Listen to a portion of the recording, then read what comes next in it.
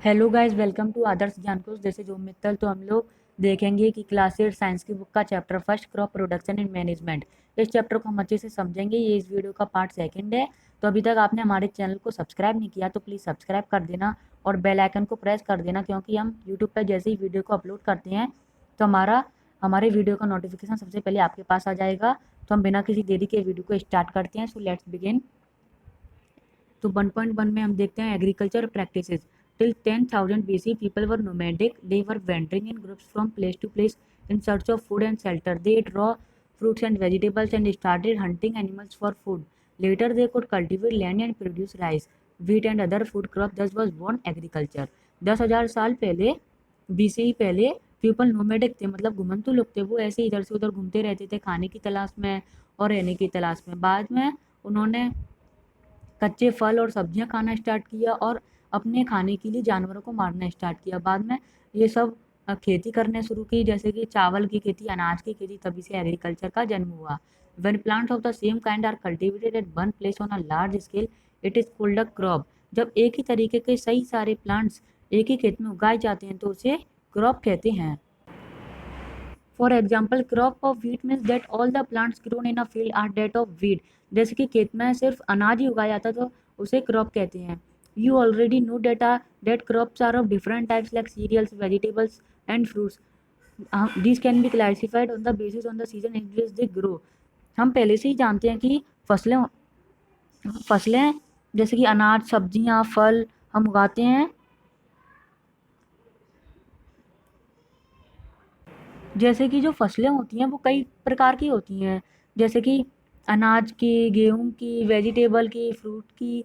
वो अपने अपने सीजन में होती हैं। इंडिया जब वास्ट कंट्री, इंडिया सबसे बड़ी कंट्री है जो हम पहले से जानते हैं।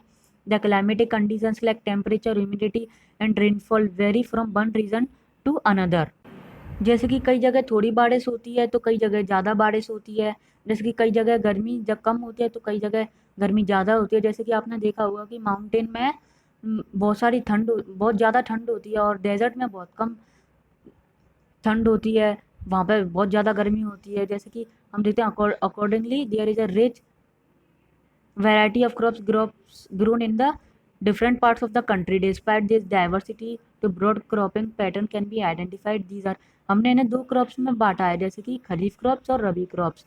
खरीफ क्रॉप्स में जो क्रॉप्स रेनी सीजन में उगाई जाती है उसे खरीफ क्रॉप्स कहते हैं, जैसे कि पैडी, मिर्च, soybean, groundnut and cotton are kharif crops. ये सब खरीफ क्रॉप के एग्जाम्पल है। हम इन्हें जून से सितंबर में उगाते हैं।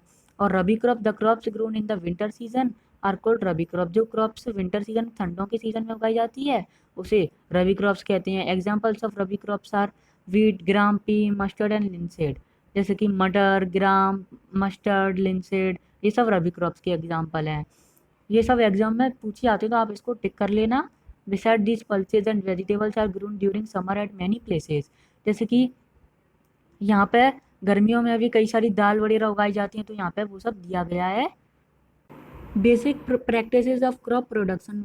Y paddy can not be grown in the winter season. इसमें बुजुर्ग ने पूछा है कि जो धान होती है वो विंटर सीजन में क्यों नहीं उगाई जाती। Paddy requires a lot of water, therefore it is grown only in the rainy season. जो धान होती है वो बहुत सारा पानी लेती है, इसीलिए उसे गर्मियों के सीजन में उगाया जाता है, ठंडों में नहीं उगाया जाता। Cultivation of crops involve several activities undertaken by farmers over a period of time. Cultivation of crops का मतलब होता है फसल उगाना, जो कि फार्मर्स अलग अलग टाइम पे उगाते हैं। जैसे कि हम यहाँ पे कई सारी प्रैक्टिसेस देखेंगे जिससे फार्मर एग्रीकल्चर प्रैक्टिसेस से करते हैं।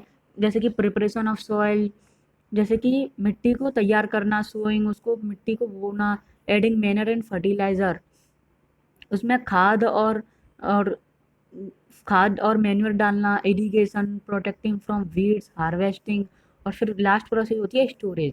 जैसे कि हम पूरा कर लेते हैं, पूरा धान वान सब खेती कर लेते हैं, उसको स्टोर भी तो करना पड़ेगा हमें, तो हम उसको स्टोर करते हैं। ये सब प्रोसेस हैं, हम पूरे चैप्टर में पढ़ेंगे।